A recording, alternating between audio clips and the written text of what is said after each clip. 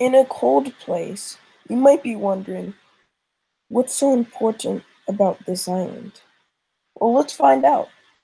Hey guys, it's Adam here, and today we're finding out why Akiminski Island is so important. And it is literally pretty much surrounded by water, is completely surrounded by water, obviously, but it's also completely isolated. There's almost no towns anywhere except for a couple of ones. It's completely isolated. Is an isolated First Nation. See, this is extremely isolated, and there's pretty much no towns, no significant towns anywhere, pretty much here. But you might be wondering, then why is this island so important? Well, we're going to talk to you about that. Well, the first reason why Akiminski is so important is because of there's not actually that much snow.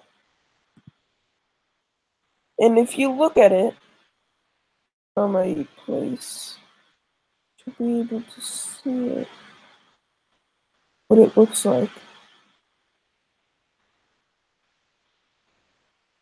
Okay, here's what it looks like right now.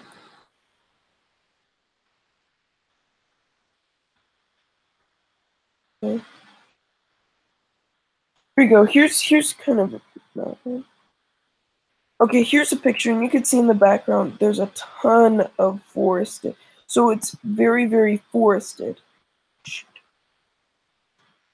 It's very forested, and it has a ton of trees, which is good for a wood industry. Now it also is actually. It probably has some rivers too. I'm pretty sure it has. No, it has spotty lakes. You can see that it has a ton of spotty lakes, just all around, and even some rivers too. You could see these actually kind of look a little scary, though. I'm like, well, and it's kind of like this area right here. These areas are kind of like Mesopotamia. It's because just like Mesopotamia, it's very fertile. So I'll show you what Meso.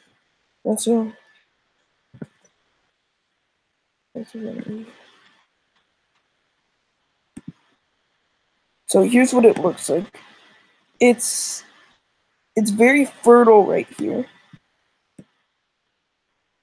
I think it's what the you create. There's two rivers connecting it, and in between that, there's a ton of resources. So you can see right here, the largest one, right here. There's a ton of fertile. It's very fertile right here. And there's a ton of rivers too. I mean, there's a ton of, here's the two rivers, but there's also little tiny rivers here. So this is why it's extremely important there. Very good. There's also very nice beaches. So there's not actually a lot of waves because it's in a bay. See, there's probably no waves. And yes, once again, although it is extremely isolated, it still has a couple of settlements around it. Like this area right here. Very weird. Looks kind of weird. There's a KFC here. Hey, if you guys stopping on the way, if you live here in Ascot or whatever, and you want to go over to Akiminski Island, what I recommend is you go to this river, up this river, all the way up this river, and then you could easily, actually no, up this river, go to this little tiny sandbar, and then you could easily go to here. So, and there's also some other islands around here that are completely uninhabited. And yeah, and it has a kind of a funny shape. And it has great sandy beaches. So in the summer, like if we look at Medio Blue, in the summer it is probably very warm. Though it's technically in Nunavut, and it's very cold in the winter, but it's I think it might be warm in the summer. Let's see. Just loading. Here we go. Very, very warm. Not super warm, but it's warm enough. And although it's extremely cold in the winter, it is extremely warm in the summer. Not extremely warm, but it's warm in the summer. You could see it gets to 84 in July. And there's some good temperatures from late April all the way to maybe late October. So it's very good. And the precipitation amounts is perfect, actually. There's not that much sunny days, but still it's good. There is still frost days no matter what, I guess. That's probably because, yeah, it's pretty cold there.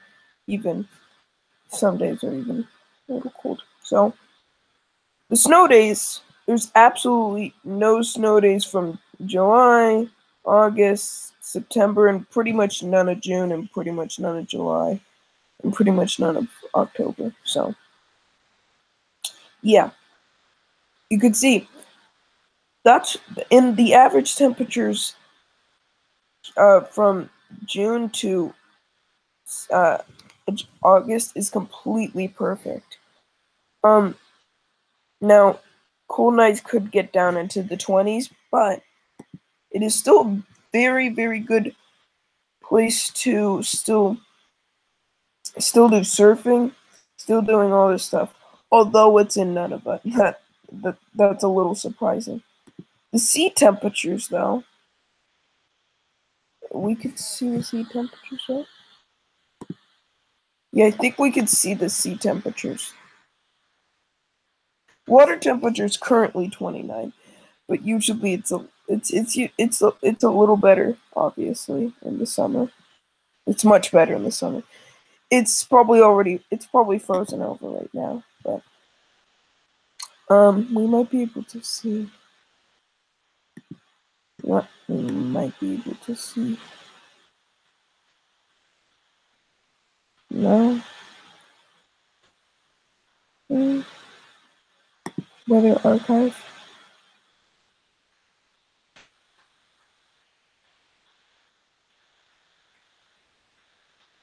No. Climate observed.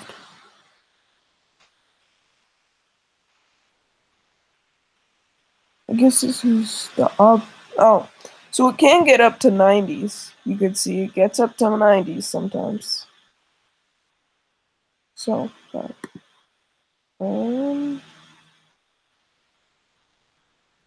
monthly precipitation.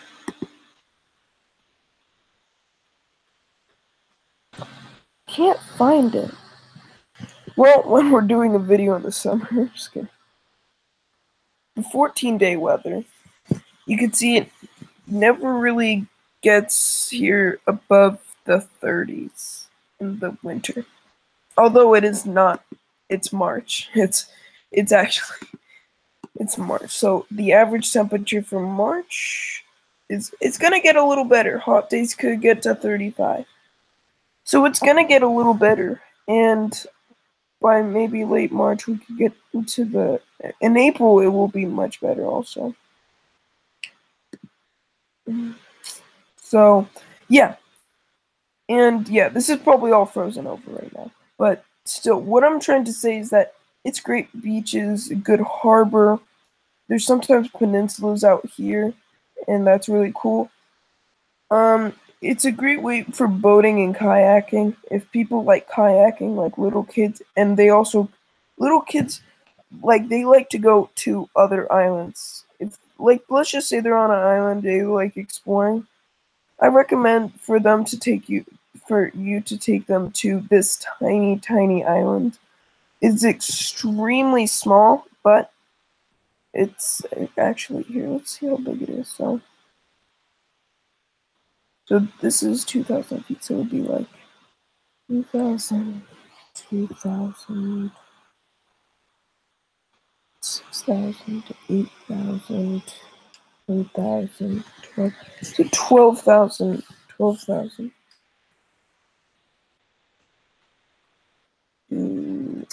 Miles. That's about 2 miles in. It's about a little bit more than 2 miles in area. So it's very small, but it's awesome. It's really awesome. It's a really cool place. Also, South Twin, North Twin, all those places. And these little sandbars are always fun to go over there. Yeah. There's pretty much nothing else, I think. But you should definitely look at the temperatures, because although you might think, oh, geez, that's so cold. I would recommend you to, like, although you could live here in the winter, it's not that recommended. It's not extremely recommended. I would recommend you, if you have, let's just say, a home, maybe just if you have like 2 homes or something, you should maybe build a home and then in Akiminski Island, and then stay in it from April to maybe October, and then your other house and whatever, because in hot days, still maximum temperatures, the hottest it could get, it could still be in the 90s. Because hot days is already in the 80s, so it could be in the 90s. I mean, we saw that in that other thing. So, actually, you could see in June, there's 0.5 days of above 86-degree temperatures. But there's a ton of days. So, there's a ton of days in August, for example. Here's what it is. So there's 0 days, absolutely no days of below freezing, but there is 0.6 days of 41-degree temperatures, 50-degree temperatures or less. I mean, 50-degree temperatures, there's 6.7 days, 59-degree temperatures, 11.9 days. Still a ton of days for August. I mean, 68 is the perfect temperature, so 8.2 days of that. 3.2 days of 77 or higher degree temperatures, and then 86-degree temperatures. There's only a couple of days of that. So there's only a little bit of days of that, but still, there's also not that much precipitation. Like, there's almost no precipitation. Just like, I mean, there's some, like I said, but there's not that much. It's like, although there's a ton of cloudy and partly cloudy days, there's not that much precipitation days.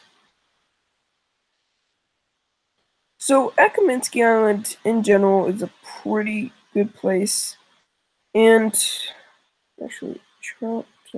Let's see the islands around the area and how they compare. So Charlton Island. Let's see what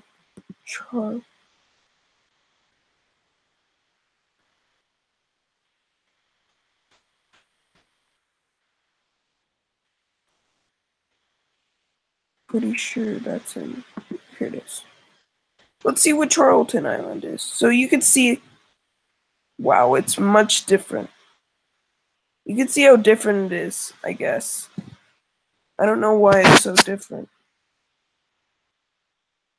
I'm guessing, because it barely gets above 59. Why? That is incredibly weird. Does anybody have an explanation on this? Like, I have no clue. What the heck? Yeah, it's right near Akiminski.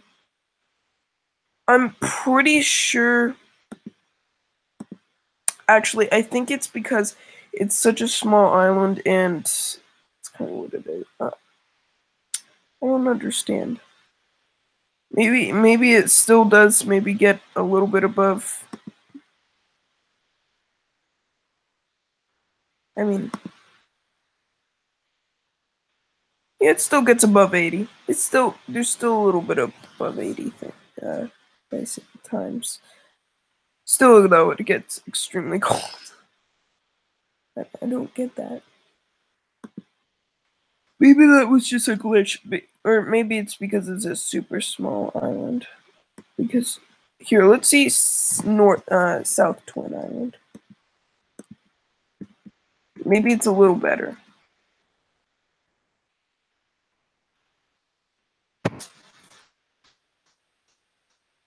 There you go.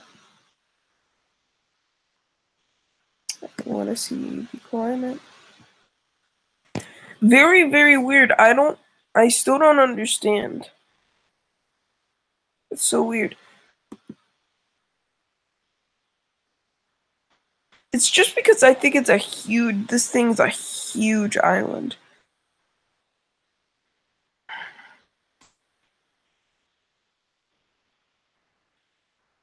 I still don't understand, because that's still a huge island.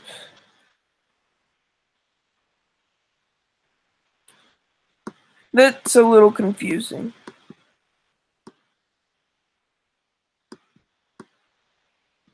Let's see North Twin Island then. Let's see maybe North Twin.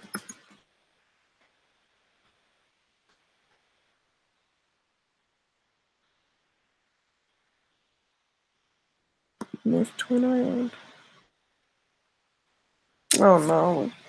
Same thing. Same thing. Eh. It's annoying. Cold nights are not that bad though, I guess. Still, no matter what, every single month still has some sort of frost day. Even in September, October. So it's almost a day of that, August. That's pretty sad. I still don't understand. That's so weird. Akiminski, did we get this wrong?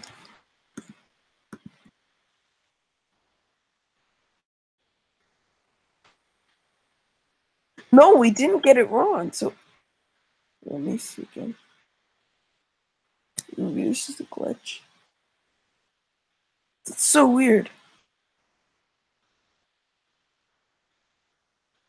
Why though? Okay.